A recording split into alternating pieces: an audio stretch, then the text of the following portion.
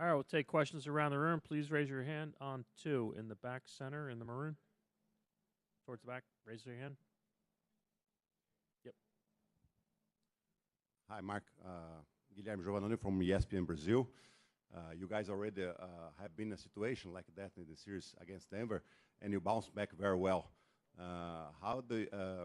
Maybe the next game is not going to be the blowout that it was against Denver. How to control the anxious of your team if the situation is close in the game 2? I mean, we have confidence and wisdom because of the situations we've been in over time. There's no team I'm more confident in being ready to play really in any situation than ours. I'm biased, obviously, but you also have to go make it happen. You know, those experiences don't guarantee you anything. They certainly don't carry over into the next experience, and so we've got the wisdom from them, we get the confidence from them, but when the ball goes up in the air tomorrow, the better team's going to win, and we want to do everything we can to be that team. Jeff, 4th row on your right. Jeff Zilgett, USA Today. Mark, you just saying make it happen. With the benefit now of having some time to watch the game, what didn't happen for you guys that, you know, you take away from that game and will apply to game 2? It's always tricky, you know, because 1-point losses are emotional, and you got to be able to strip away the emotion from that. Understand there was a lot of things we did well in the game to build a 15-point lead. There's a lot of things we did well in the game that we certainly don't want to throw out. And there's a lot of things that we can improve on. We have a lot of runway here to improve. And Indiana does too. I'm sure they don't come out of that game feeling like they played perfectly either. And so that becomes the challenge after a game 1 of a series is you've now felt the opponent a little bit. You've thrown some things out there, learned some things from the game. And now we just got to improve at some tangible things that we think we can improve at. Indiana's going to try to do the same thing, and then the better team will win. Next seat over, Tim. Mark, you guys have been obviously very good after wins this season too, but after losses, it just seems like it goes up a notch. What, if anything, changes about this group when it is coming off a loss? I think nothing. I think that's the trick is you don't want to be reactive to the last game because then you can be too high after wins. You can be too low after losses. We just get ourselves to neutral, understand every game's different. Every game is unwritten, you know, and you go out there, the ball goes up in the air, and the team that competes better on that night wins. That's been kind of a mental habit for us over time, and we try to carry that over to every situation, and it's obviously very important in this situation. So but I couldn't explain it beyond that. They just do a great job of getting themselves to 0 and getting ready to compete in the next moment. Jenny, over here. Hey, Mark, Jenny Carlson with the Oklahoma. And you said on Thursday you wanted to go back and watch the defense in the second half. I'm curious what you saw. You mentioned at one point that disruption was the goal. Were you guys disruptive enough defensively in the second half? Not as disruptive as we were in the first half, but that was obviously probably an outlier as well. You know, there's certainly things we could have done better in the second half. I thought we got a little loose on different things, but I'm also careful in these settings, especially not to take away from what Indiana did. I mean, there's 2 teams out there playing, and they did a really good job in the second half of that game, certainly in the back half of the fourth quarter, to put themselves in position to get a win the way they did. And so they deserve credit for that. But certainly, you know, when the door shuts and we're watching film, we're looking at it through our lens, through the things we can control. We thought we left some stuff on the table in that game. Like I said, I'm sure they feel that way too. But now we have to start the process of improving and growing in the series. On your right, Dan, 3rd row. Dan Devine, Yahoo Sports. Mark, it was one of Shai's highest usage, highest shot attempt, lowest pass out games of the season. Just wondering what you saw from his offensive process and sort of what Indiana's doing to load up on him. Yeah, they're high up the floor on him, both on the ball and with the initial coverage. I don't think that's necessarily specific to him. They've done that, quite a bit here in these playoffs, but that's how they showed the other night in Game 1. We got to the paint collectively as a team a lot. We got in there a lot. We did not convert enough on those plays, obviously. I thought there was just a lot of plays we just didn't finish. We didn't get the juice out of that squeeze. Some of that, again, is a credit to Indiana. I'm not trying to take anything away from the way they played, but we can be better in those situations, him and everybody else. I mean, he wasn't the only one in the paint in that game. So we have to continue to try to get there, And when we get there, we have to continue to try to find the most efficient shot. I thought, we could have improved that from last game. Front right, Tim. Tim McMahon, ESPN. Mark, when you went back and looked at it, what stood out to you about Chet's offensive performance, and what can he do, or what can you guys do to, get him going on that end? Yeah, I don't think anybody played their best game. So I don't want to. Certainly, he didn't play his best game, but I don't think any of us did. That wasn't our best game, flat out, with anybody. What I will say is, like, he and Dub specifically, obviously, they've carved out huge roles on our team. They're a huge reason why we're here. They're in an uncommon position for third-year players. These are guys that are in their third year. Usually, delivering in the finals is not on the curriculum for third-year players, and they've thrust themselves into that situation, which is a credit to them. And now that they're here, they have to continue to do what they've done all the way through the playoffs, which is go out there, fully compete, learn the lessons, and apply it forward. And they've done a great job of that. I think you've seen that over the course of the playoffs. They haven't always played their best game, but they always get themselves ready to play the next one. The last guy I'm worried about with that is Chet. Joe, next row back. Joe Varden, The Athletic. I know you spoke about this immediately after Game 1, but the lineup change you made with Wallace for Hartenstein. Did you get what you wanted out of that change, and is it something you're going to stick with in the series? I usually don't address plans for lineups and rotations in these settings.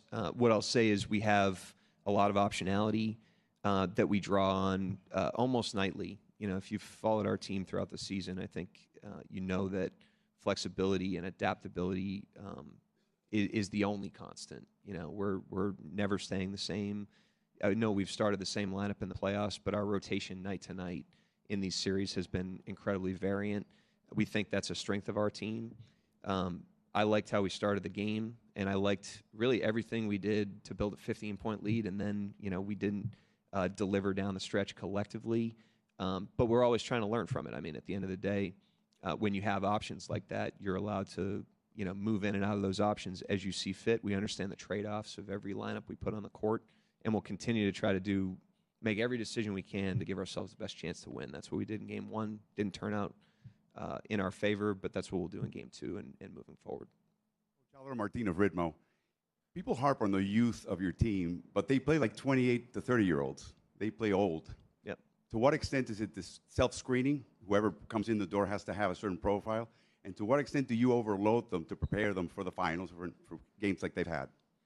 It's hard to, it's a very abstract thing to understand, but we do have an uncommon approach.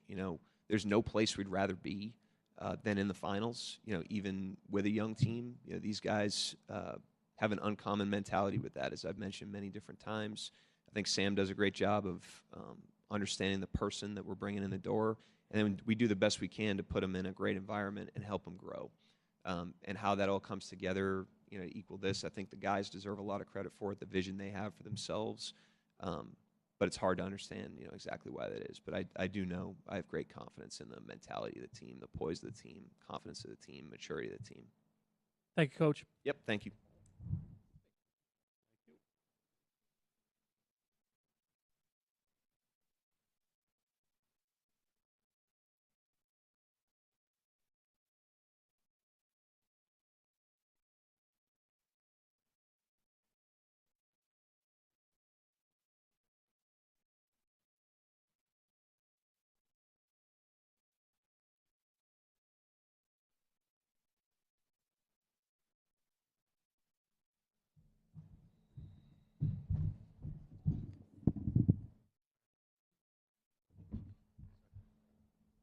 First question on the second row. Scott Campbell with The Score. Hey, Shai. Before Game 1, you talked about, playing with the other Canadian guys and how you've been doing that over the years. What was it like to share the floor with Andrew in Game 1? Yeah, it was fun. The stage, the moment, what's at stake, it's all things you dream about as a kid, and it was everything I imagined it to be. Just a follow-up on that a little bit. You guys kind of exchanged a little shove back and forth, I think, in the fourth quarter, third quarter. I mean, you're both very chill guys. What was going on in that moment, and what does it say about what's at stake here? Yeah, nothing more than two guys wanting to win. No malicious intent behind it, just wanting to win. Do people kind of underestimate maybe the competitive fire that Andrew has, just given his demeanor and how he carries himself? Yeah, he's a competitor. He's a winner. Plays the game the right way on both ends of the floor. Really good player.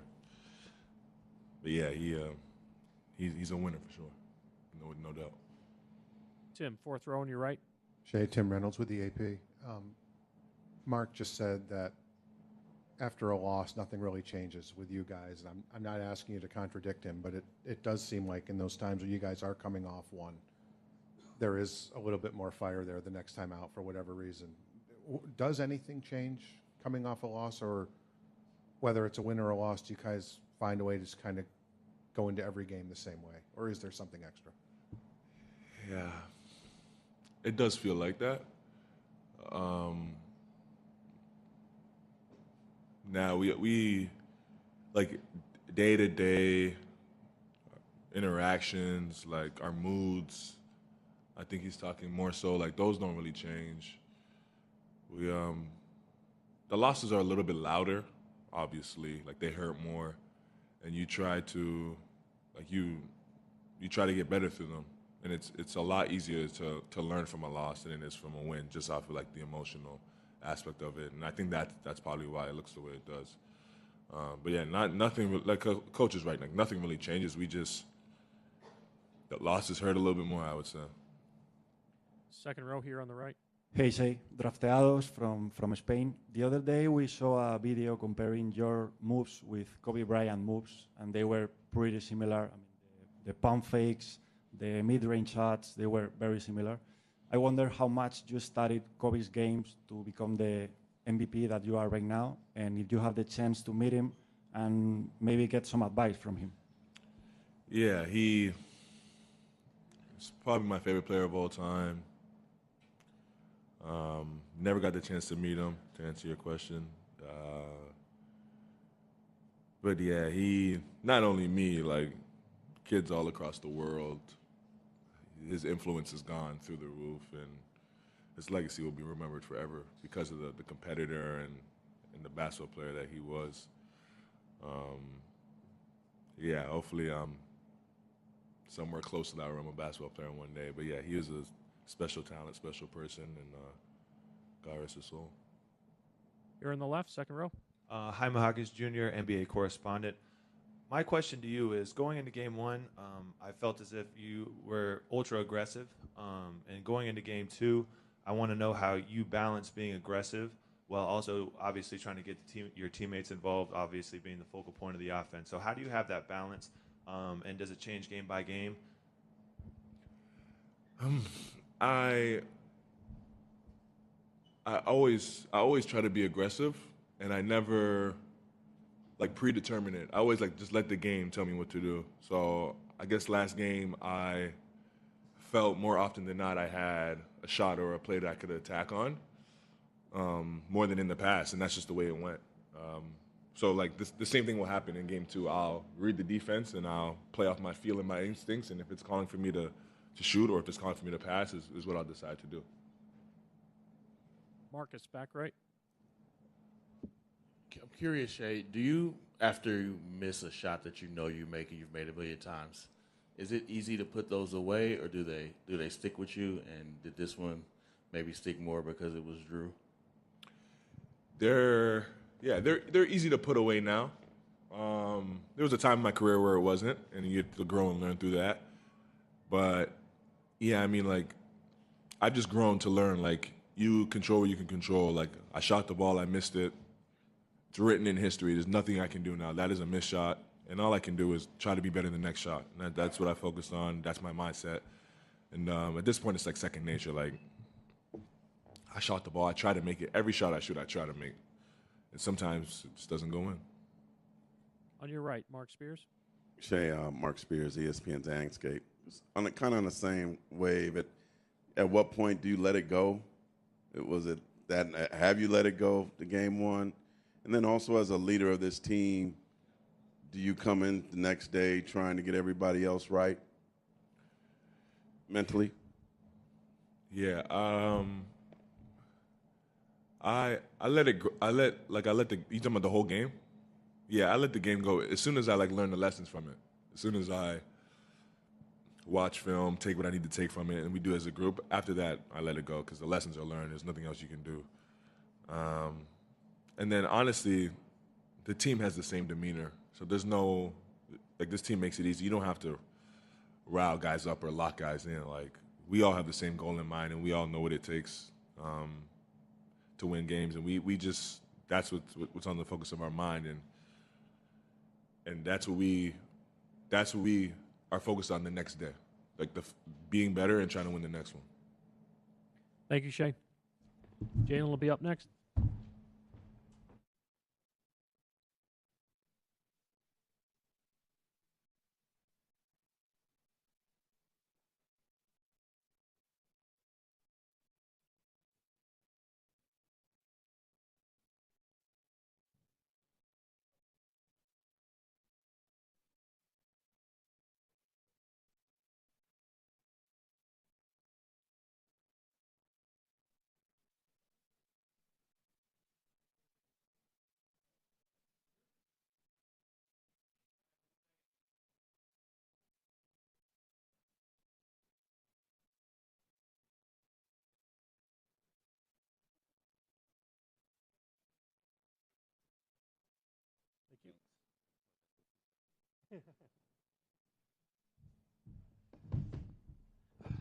All right, we'll take questions for Jalen. Please raise your hand. We've got the mics around the room. First question. Back right in the red. Myron Patton, OKC Sports. Jalen, after you looked at the film and everything else, did you take anything away in terms of what you can take in a game too, like for instance, like shot selection, things of that nature, just defensively at the end, they went on a 12-2 run. Anything you take away from that game that you wish you would have done, or is it just they made shots, they made plays?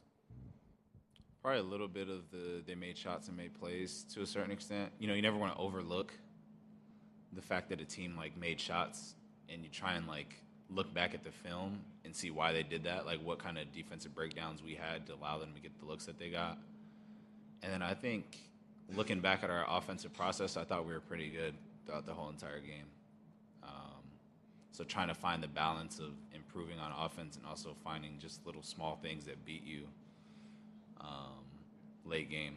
You know what I mean? It's not – these games really come down to one or two possessions, so it's the more we can find throughout the game, little things to lock in on and tighten up, the better we'll be. Joe, second row on the right. Joe Varden, The Athletic. A couple minutes ago, Mark was up there talking about you and Chet being third-year players, and third-year players aren't typically counted on at a moment like this in the finals. Do you feel that, I guess, that sort of responsibility, and how have you managed it, knowing that you are just in your third year, and typically like what Mark said, this isn't something that that someone like you or Chet would find yourself in so early in your career? Just try and think of myself as somebody that's very uncommon. I don't ever think that I'm in my third year, because then that allows me to make excuses. So I usually just go out there and play.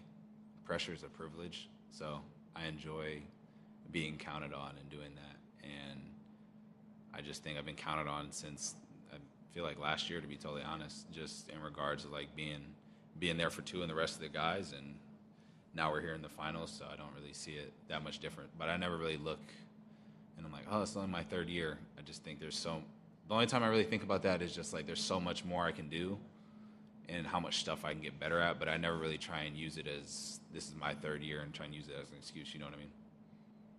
Next row back, Dan. Dan Devine, Yahoo Sports. Along those lines, it was one of Shai's highest usage games of the season, highest shot totals of the season. We saw a lot of that in the Minnesota series as well, and I think a lot of that is they're loading up so much to him. When you know that that's there and you're the release valve for a lot of that, does that impact at all the way you think about those possessions? Does the ball feel a little bit heavier? Did you feel like you have to press more? When you know that you're sort of the release valve option there, does that impact the way that you think?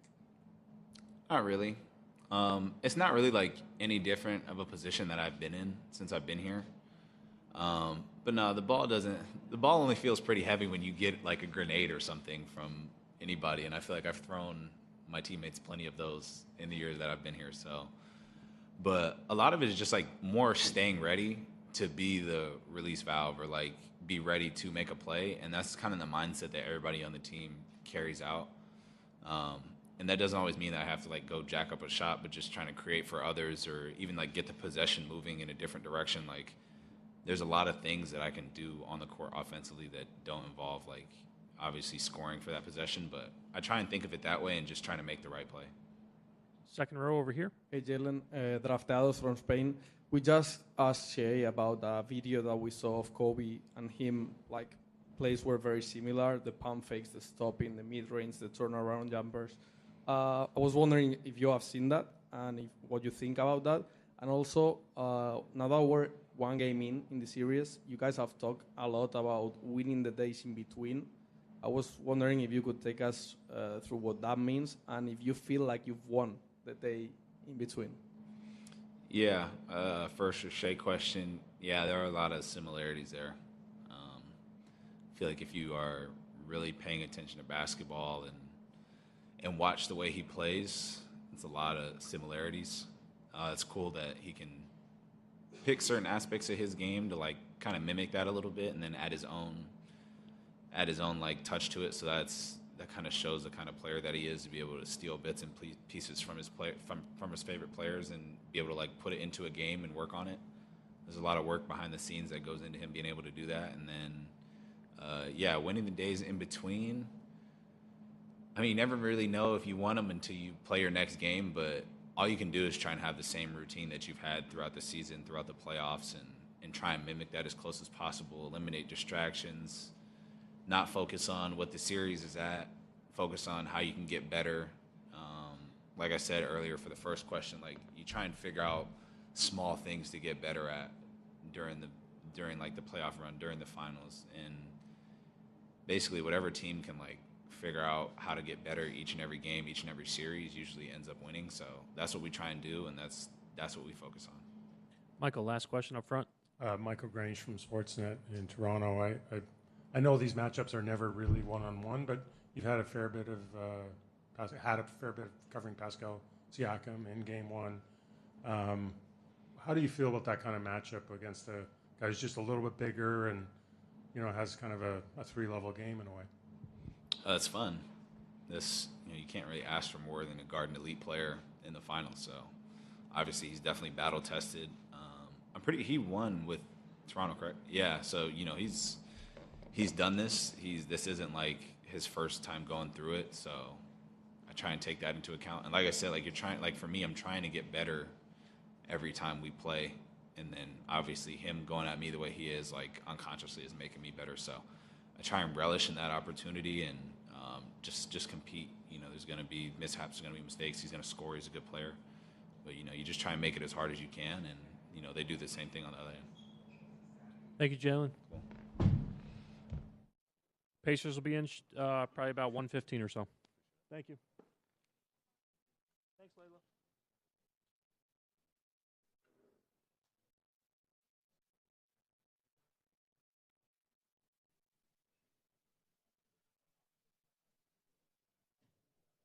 Thunder are done in the interview room.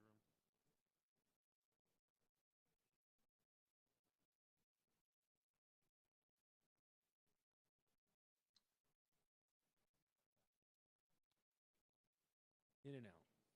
He was better.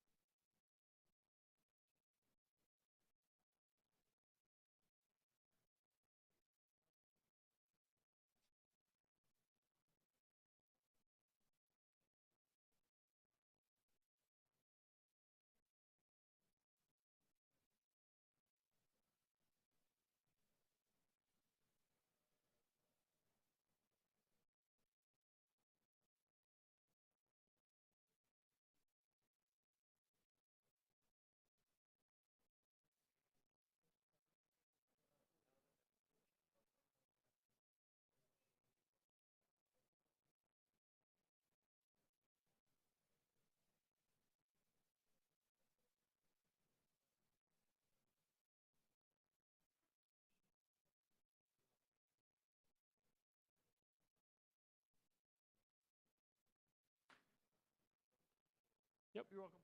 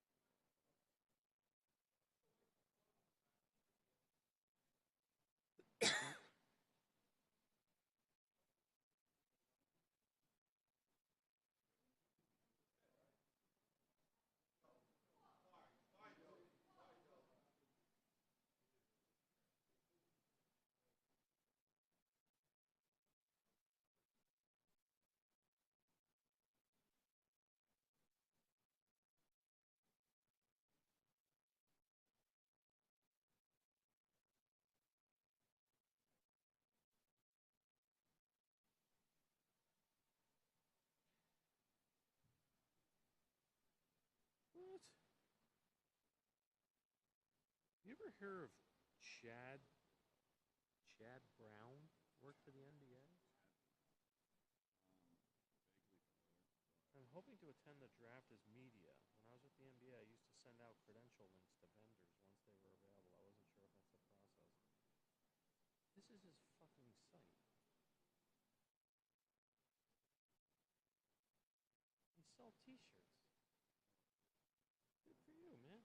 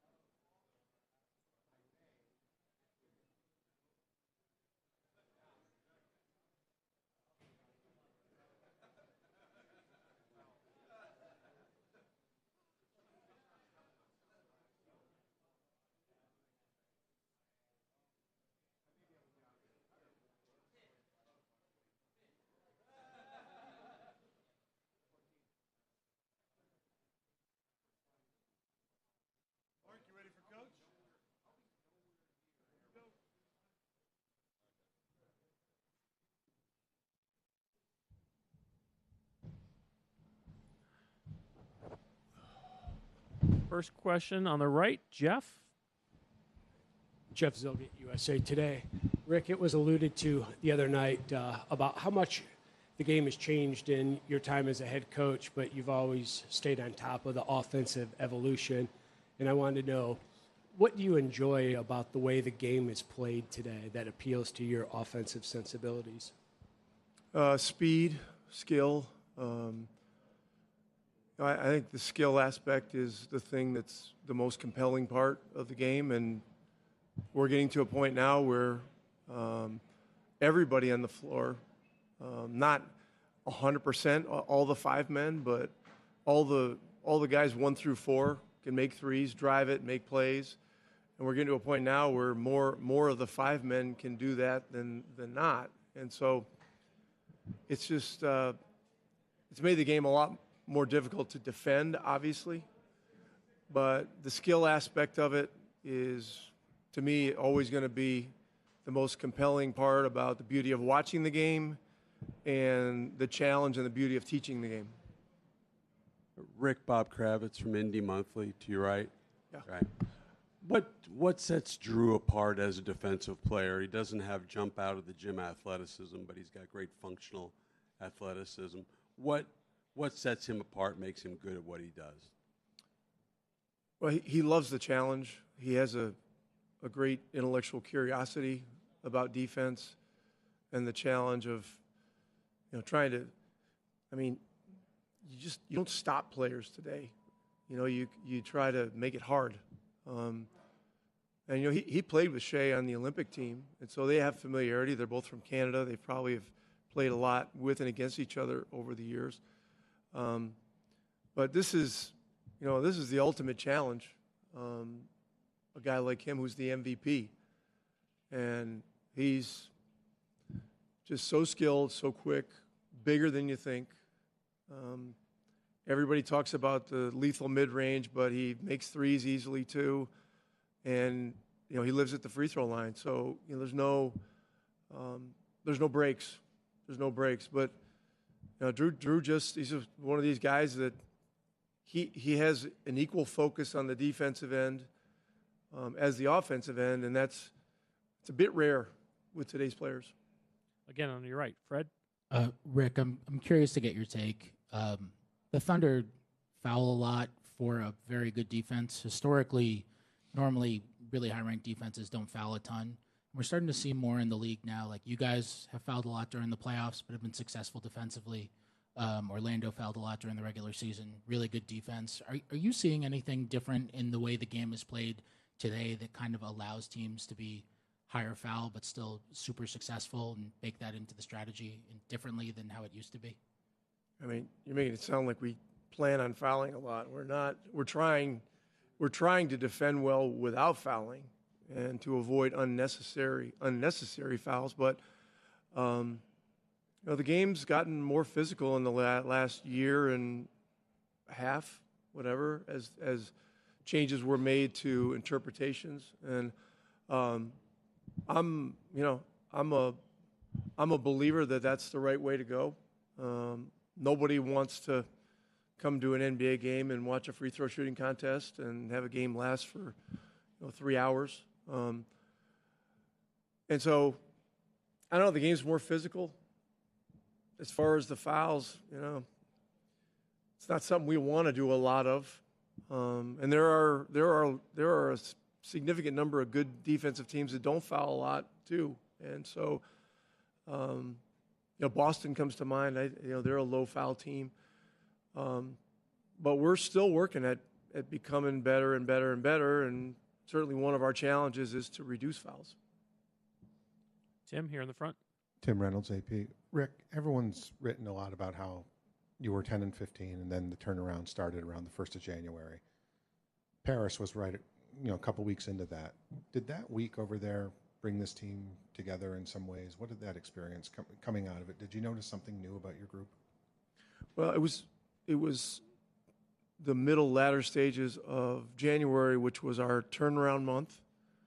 I think we only lost 2 games that month. One of the games was in Paris. And so, we lost the first game in Paris. And we're playing against Victor, and we've got all the Paris fans there. There's a lot coming at us. It was literally us against, the entire world. We didn't play well that first game. We had a pretty quick turnaround without really the benefit of the practice day because of how the schedule had gone. And so we had to turn things around pretty quickly if we were going to have a chance to win the second game. So, we had a couple of very productive meetings, and there was a lot of conversation. I like to open up our meetings to conversations and sometimes listen to the players first, after a game like that. It was embarrassing. We lost by 30-something, and Victor went crazy, and all their guys were, played great. And so we talked through it, and it was an important moment going into the second game. This is a massive place. It's 20-some thousand, and just all these other challenges. And, we were able to galvanize for that second game, and it was big. And then, we stayed over, came home the next day, and then I think we had 2 days, and then we had a really difficult game with Detroit at home, who had kicked our ass, 2 or 3 weeks earlier in one of the Cup games. and you know, and they were still like on the come. They were getting better and better and better, and so we really had to be tough for that. And then we had another tough game, and you know, we finished the month pretty well. I mean, that month was key. I mean, the Paris trip certainly probably part of it. We talked a lot about the Paris trip even before the season started and the challenges it was going to present, but also the opportunity that it would present. And you know, we had to manage. You know, it's 2 games in 9 days. So, you know, you got the front end. We had to get over there and do 3 days of media similar to this, and then, you know, we had to have an off day as far as being on the court between days. And so, you know, we had to figure some things out, but it certainly was a part of it. Last 2 questions, Joe and then Dan on the right. Rick, Joe Barton from The Athletic. Not only watching you guys play for more than a month now, but also listening and talking to you guys after these games and practices. I know how much of a focus rebounding can be and how occasionally it's a challenge for you. You won the rebounding battle on Thursday, 56 to 39. How are you able to do that, and how much of a factor was it in the win? Yeah, I mean, I think I mentioned this after the game. We had turned it over so much and they had gotten 20 more shots than we got. And so there weren't as many chances for them to get rebounds because we were just, you know, throwing the ball away or they were stealing it or whatever. So, look, the possession stats are always going to be massively important. Ball security, rebounding, the offensive glass, all that kind of stuff. I don't think we're far enough into it yet to do a total analysis of everything. But, you know, like if we didn't win the rebounding battle and turned it over 25 times, I mean, there's no way we could have hung in and had a chance. Dan, last one on the right. Dan Devine, Yahoo Sports. Rick, it was one of Shai's highest usage games of the season, lower pass-out rate for him as well. We've seen something similar from you guys against Donovan Mitchell in Cleveland, against Jalen Brunson in the New York series. What did you think about the defensive process on that number 1 option in the first game? And is that something that, it may be counterintuitive, but something that you guys look to play to like, let's get the number 1 usage guy going, everybody else maybe keep their rhythm out of it? Yeah, we're not looking to get Shai going. That doesn't make any sense. I mean, coming into the series, I have it in my briefcase, but, you know, their wins, losses in the playoffs, you know, he was in the 30s in wins and he was in the low to mid 20s in losses. And so what you're saying doesn't really make sense. You know what I mean? It's just, I mean, we want to make it hard. Look, each game in this series is going to look different. I mean, every game and every other series we've played, it's just, you know, a playoff series is a series of 7 chapters. You know, and each one takes on a different personality. Look, we don't want Shai getting 38 points, you know, if we can avoid it. We don't want him living on the free throw line. We don't want him getting easy threes, you know. We don't want him making that 3 at the end of the 3rd quarter. I mean, that was a tough shot, but he banged that in on us, you know. We got to make it hard on him. And look, everybody's pattern after a loss is to come more aggressively. So, you know, he's going to be more aggressive. Williams is going to be more aggressive. Chet's going to be more aggressive. Their whole team's going to be even more aggressive defensively. And, you know, the challenge for us is to be able to match that. And so, you know, that's kind of it. Thank you, Coach. Pascal will be right up.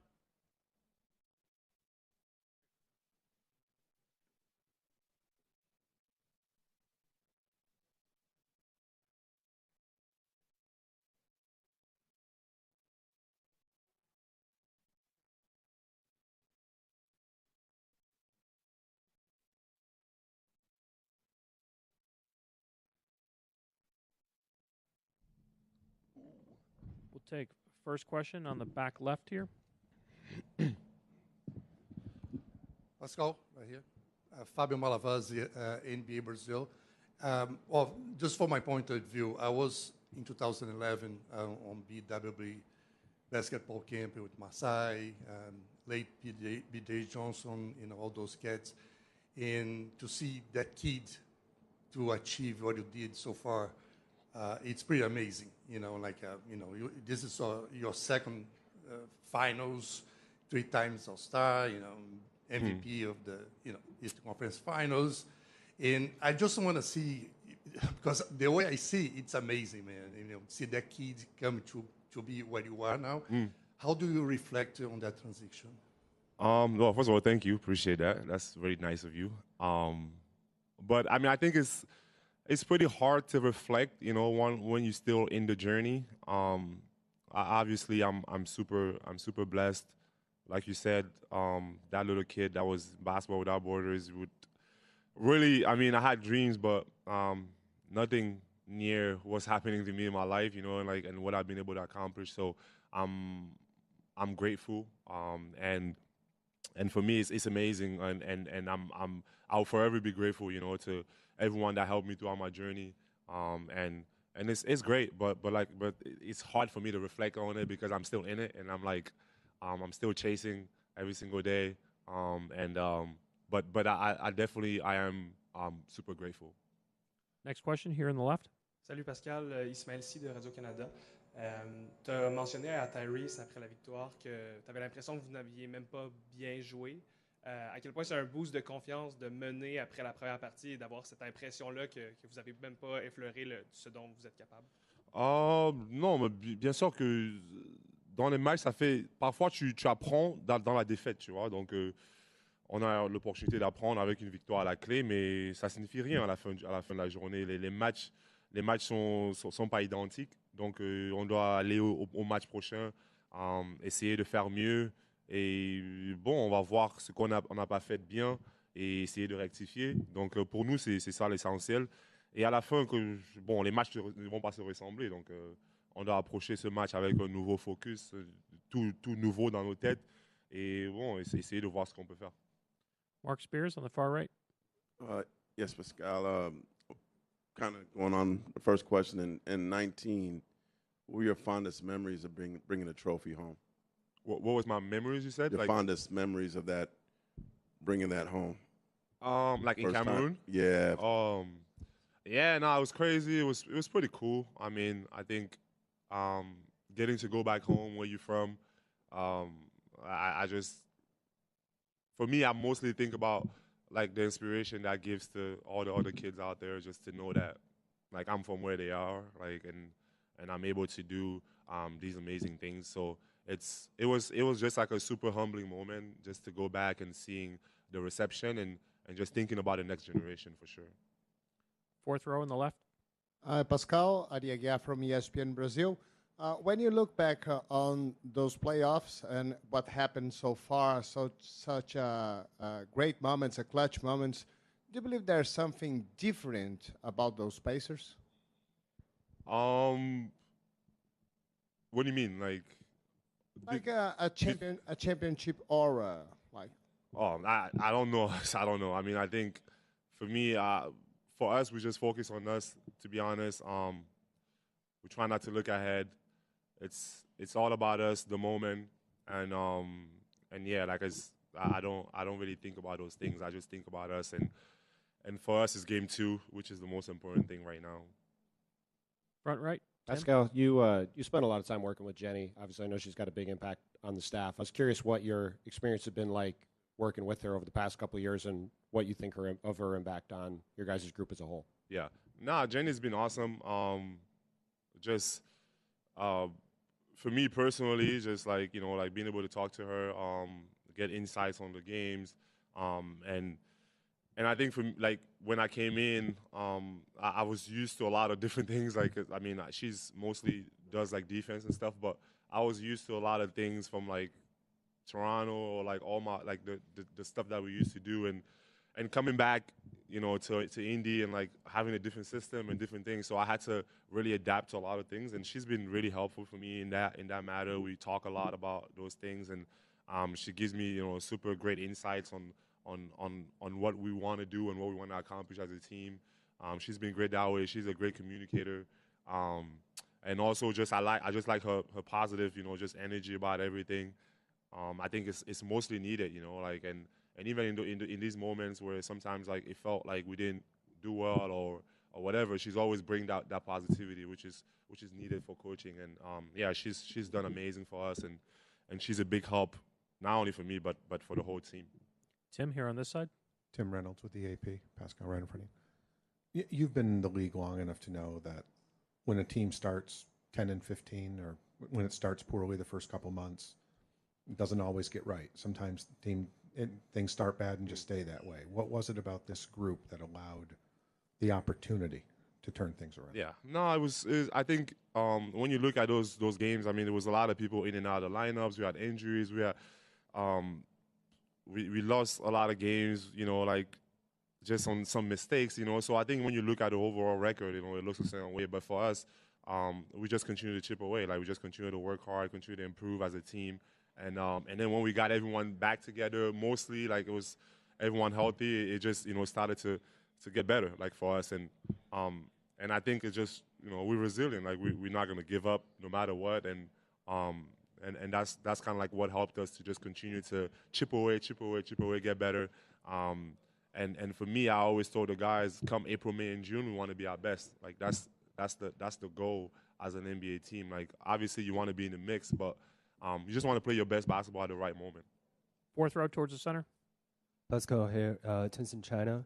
Let's talk about the last play. You guys make a lot of tons of corner threes. Actually, you made a right corner three last game, but the last play, Alex Caruso was guarding you, and you made a cut to the basket instead of staying at the corner. So, what was the decision-making process back then? Well, I mean, I think it was like the end of the clock. I mean, I thought I knew Tyrese was going to shoot it, so I just tried to get a rebound, to be honest. Tim, front right. Tim McMahon, ESPN. Last time you were in the finals, obviously you're a young kid, third-year guy. What's kind of the difference of the feeling of being a veteran now who's been here before versus being a third-year guy who there was a lot on your shoulders at that time as well? Yeah, no, I mean, I think it's a difference just because, again, at that time, like, I won't want to say naive, but you're just going into it thinking, like, okay, like, this is just,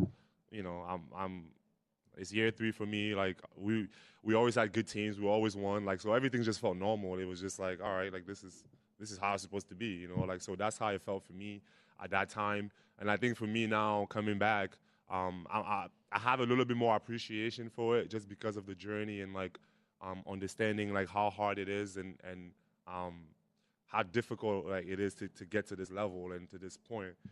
So I think just in terms of just maturity and just knowing all the experience that I've been through to get me back here, I have another level of appreciation for it. And I think the level of grind and play and just grit is the same because I always had that, but I just think the level of appreciation probably a little bit different. Second row on the right. Pascal, Jamal Collier, ESPN. Rick gives you guys a lot of freedom on offense to sort of just do it and figure it out on the court. Just kind of wondering what kind of advantage you think that guys gives you, or just why do you think that works so well for you guys as a team? Well, I think it's cool. Obviously, we have like a point guard that obviously runs the show for us and get us in position, and also is not just looking to get his. He's moving the ball. He's he's doing everything for the team. So he starts the engine for us, and we have TJ coming off the bench doing the same thing. Obviously, we have a lot of guards. So the personnel just is like people that just go out there and play. And for me, I like that type of play. Fast. I'm running, and we just being us and playing free basketball. I always love that. And so yeah, it's good that we have that freedom. But I think it's still organized in a way where like we have point guards and we have like guards that get us into whatever we want to get into. Thank you, Pascal. Tyrese will be right up. Thank you.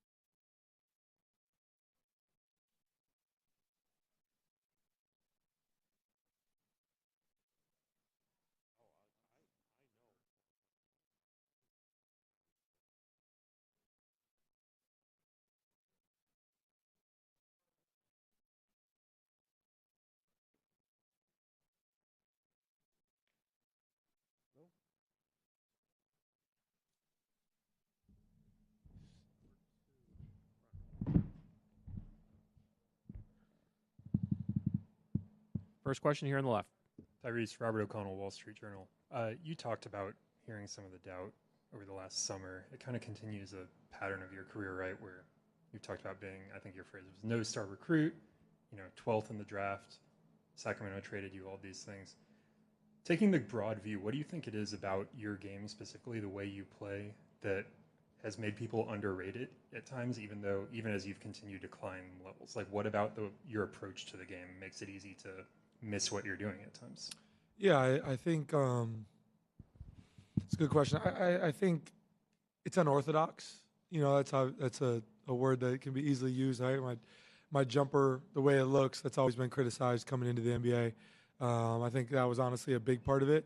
And I think sometimes I have an effect on the game that isn't necessarily the gaudy box score numbers. And so the way our game is now, the way the game is digested by fans sometimes, I think it's a lot of box score watchers. And so if my box score doesn't look the way that it's supposed to, I think that can be a part of it as well. So I don't necessarily know the answer, but I know that it's probably not going to stop anytime soon. So, yeah, it's just part of it. Again, Joe, second row. Hey, Ty. Like the crew neck, by the way. Appreciate it. So you guys won the first 2 games in Cleveland. You won the first 2 games in New York. Just did, one game won the other night. How hard is it to do that? Is there a commonality between all these road victories you guys are picking up? And then for the other side, it's really hard if you're a home team in a playoff series to lose the first 2 and come back and win the series. So are you aware of all that in addition to speaking of how difficult it is to do what you've done so far? Yeah, definitely aware, right? But I think winning on the road is hard. Winning an NBA game is hard in general, and especially a playoff game, and let alone a finals game, right? It's not easy. But I think you're just trying to be as present as you can. Like that's the biggest thing, and that's the biggest thing we've talked about as a group is this journey is going to be whatever it is, 18, 19 days until, if there's a game 7. So you're trying to take it one day at a time, and that's how we've approached every playoff series that we've been in as a group is how can we take it a day at a time. So today it's about, getting through the media stuff and getting to practice and locking in on what we got to do better for tomorrow. But we want to have a good practice day today. And I think that's just the way we are approaching it. Because if we try to look too far in advance, I think that's where, you have moments in today or yesterday that don't go the way that they should. So you're just trying to take it a day at a time. And that's the biggest thing that coaches preach to us and we preach to each other as a group is how can we just have a good day today to prepare us, for tomorrow. But, the journey to get here all year hasn't been about, when we get to the final. No, it's just been about taking it a day at a time, especially the start we had to the year. So we're aware of, and it's hard not to be, we're human beings. We have social media. We have friends and family, tell us all the numbers of, if you can win the 2 games at home, what it will, whatever it'll look like or on the road or whatever the case is. But again, you just try not to pay attention to it as best as you can, and don't let human nature creep in. Just try to take it a day at a time. Mark Spears on the far right. Yeah, Mark Spears, ESPN Landscape. 2 things. One, you mentioned the social media stuff, but some of your stuff is pretty funny. Is there anything that you saw that kind of tickled you? And then 2, I did want to ask you if you could reflect back on your courtship of Pascal and kind of like, hey, you're going to be here kind of mentality with it. Yeah. First question. Yeah, I see a fair share of the absurd things that are on social media. Get a good laugh out of certain things. I think that's just a part of NBA Twitter in general. It's pretty funny stuff. And then as far as the stuff with Pascal, yeah, I can recall everything about getting him here. We were in Atlanta, had a pretty great conversation with him while I was at a dinner. I stepped aside. We talked on the phone for like an hour. I just wanted to have a conversation with him. Hey, is this something that you actually want to do? Do you want to be here? Because I think that the guys who have been a part of the nucleus of this group, we cherish this. We cherish this organization and what we've been able to build here.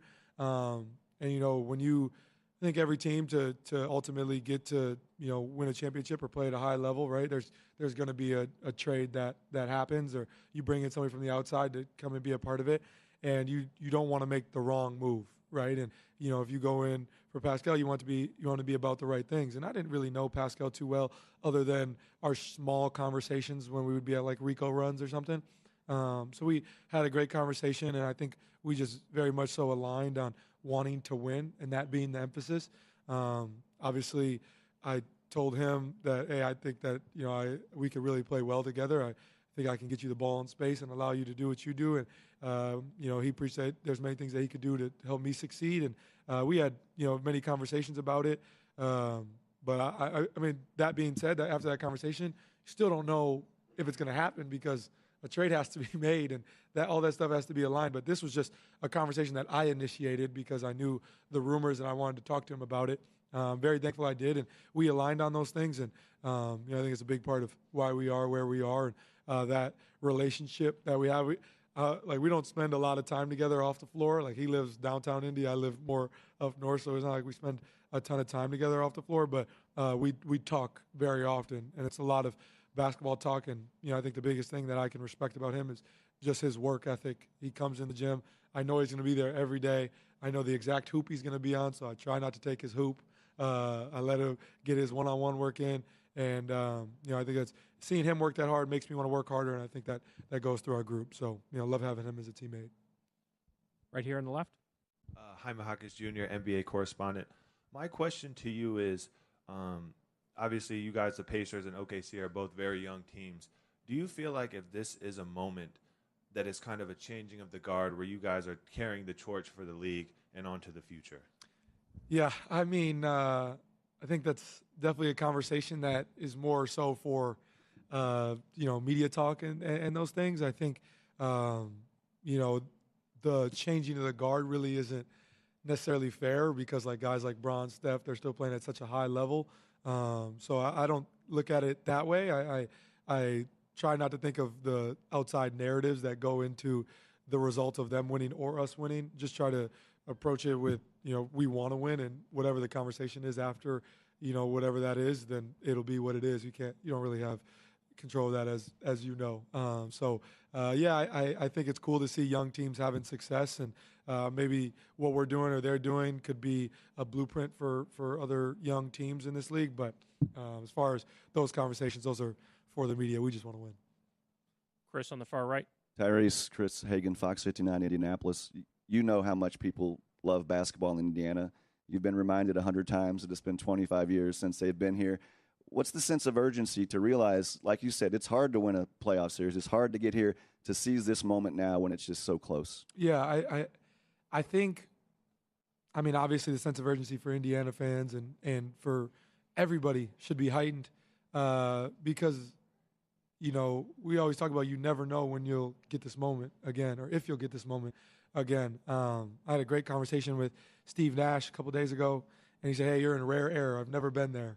And I thought, damn, Steve Nash never been to the final. Like, that's pretty crazy, and some guys don't get the chance to do that. And so I'm trying to live in the moment every day. And I think we talked about it as this season went on, especially early in the year when we weren't having success. I thought more and more about how I took last year for granted, the chance to go to the Eastern Conference Finals. And I felt like, wow, like I didn't know what this year would be, especially the way we started the year. Are we going to be a playing team? Could we be a first-round exit? Could we not make the playoffs? All those things were on the table, especially the way the year started. So I think you're just looking at it and trying to just live in the moment every day. And that's not even just a finals thing. That's a life thing, right? Like, we take every day for granted as human beings. We go to sleep and we wake up, and we take that for granted. We take for granted that that my legs work and that I'm breathing and I'm healthy. All those things. So yeah, you can always look at it from a bigger picture perspective, and that's important. But I think, that's why I'm just cherishing this moment and just really enjoying what I'm doing right now. Thank you, Tyrese. Appreciate it. This concludes the session in here for today. Thanks, everybody.